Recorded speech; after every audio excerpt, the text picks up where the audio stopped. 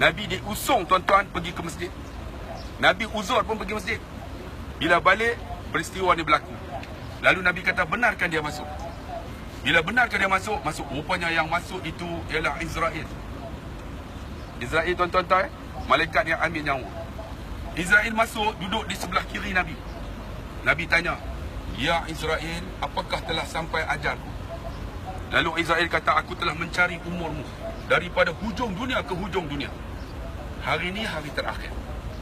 Lalu Nabi tanya, mana Jibril alaihissalam yang sentiasa bersama aku, susah senang bersama? Mana dia? Jibril yang duduk di langit ketujuh turun.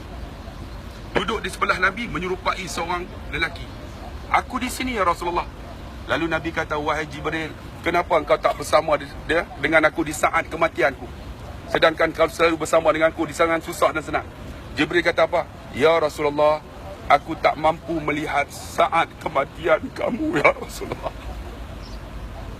Lalu Nabi kata apa? Ya Jibril, tidakkah aku ni kekasih Allah?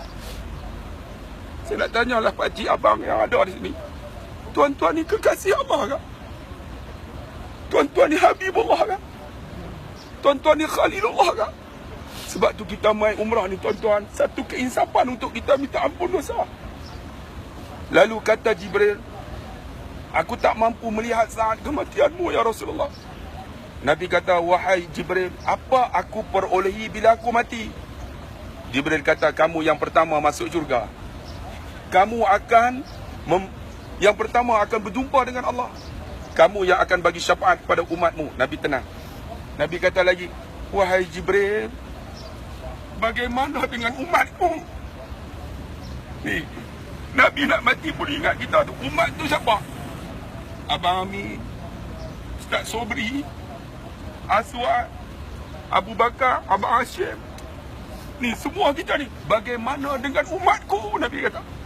Lalu Jibril kata, umatmu yang pertama masuk syurga. Dan kamulah yang akan bagi syafaat. Lalu Nabi kata, kalau demikian, wahai Israel, ambil nyawaku. Tuan-tuan tahu, tanggal dia ambil nyawa Nabi tu ialah pada pagi esok, lepas subuh. Lalu Israel pun ambil nyawa. Disebut dalam Sahih Bukhari, ditarik nyawa Nabi ni daripada hujung kaki. Ni orang beriman. Bila ditarik dengan lemah lembut, ditarik tuan-tuan sampai kat lutut Nabi.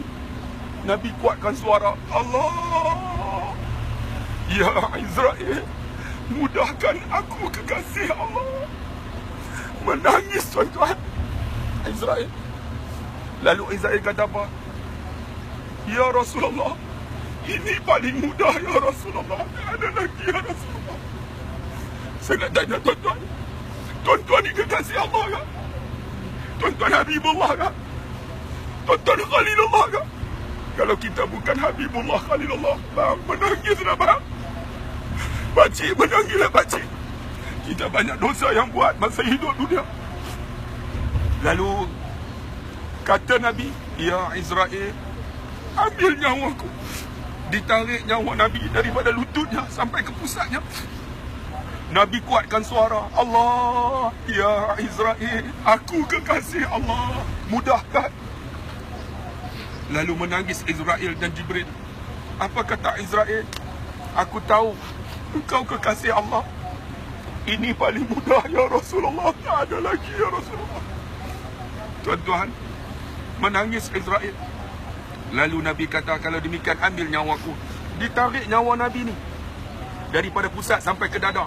Dada inilah yang disebut dalam Quran, kalla, ketahuilah, idza balagatit taraqi, ketika nyawa ni sampai halqum, wa qila man, katakan kepada orang yang nak mati tu, ra, siapa boleh tolong kamu?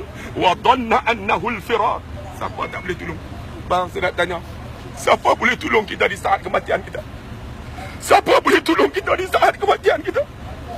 Lalu kata Nabi, Allah, ya Israel, mudahkan, aku kekasih Allah. Lalu kata Israel, wahai Rasulullah, walaupun engkau kekasih Allah, ini paling mudah ya Rasulullah, tak ada lagi. Lalu Nabi kata apa tuan-tuan? Kalaulah aku kekasih Allah menghadapi saat kematian yang begitu susah, bagaimana dengan umatku? Tuan-tuan tengok Nabi nak mati ni, ingat kita ni. Kita yang datang duduk 3 hari tuan-tuan, kadang-kadang ziarah Nabi pun tidak lagi. Kan pergi tengok Nabi pun tak selawat lagi dekat Nabi. Bagaimana sayang kita kepada Nabi tuan-tuan. Kemudian walaupun dalam sejarah kata Nabi tak sebut umati, tapi Nabi sebut Rafiqul A'la. Nabi kata Tuhan yang paling tinggi, Nabi kata Rafiqul A'la. Lalu dicerita oleh Aisyah, Nabi celup tangannya dalam bejana yang ada air. Sebab apa? Perit kematian, menghadapi mati. Lalu Nabi sapu muka. Nabi kata, wahai Israel, boleh atau tidak kau letakkan sakit mati umatku? Daripada aku sampai akhir zaman, kau letakkan kepada aku, wahai Israel. Lalu kata Israel, umatmu bergantung dengan amalannya. Kamu tak boleh tolong ya Rasulullah. Bang, tolong diri kita bang. Minta ampun dosa kita bang. Kakak, minta ampun kepada Allah. Kita banyak dosa tak? Mana ada orang boleh tolong kita? Mak ayah kita tak boleh tolong, anak kita tak boleh tolong, tapi diri kita tolong sendiri. Minta, ya Allah ampun dosaku ya Allah.